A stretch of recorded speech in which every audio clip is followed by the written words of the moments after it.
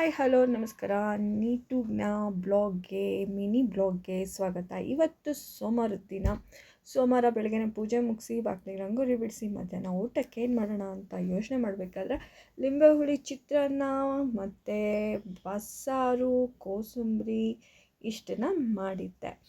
ಈ ಥರ ಹೊಸ ಅಂದರೆ ನಾನು ಏನು ಅಡುಗೆ ಮಾಡಿದೆ, ಯಾವ ದಿನ ಏನು ಮಾಡಿದೆ ಅಂತ ನೋಡೋ ಇಂಟ್ರೆಸ್ಟ್ ಇದ್ದರೆ ಸಬ್ಸ್ಕ್ರೈಬ್ ಮಾಡಿ. ಮತ್ತೆ ಸಿಗೋಣ. Take care. ಎಲ್ಲರಿಗೂ ಸೋಮವಾರದ ದಿನ ಈಶ್ವರ ಕೃಪೆ ಎಲ್ಲರ ಮೇಲೂ ಇರಲಿ ಅಂತ ಹೇಳ್ತಾ ಇವತ್ತಿನ ಮಿನಿ ಬ್ಲಾಗ್ಗೆ ಗುಡ್ ಬೈ ಹೇಳ್ತೀನಿ. Take care.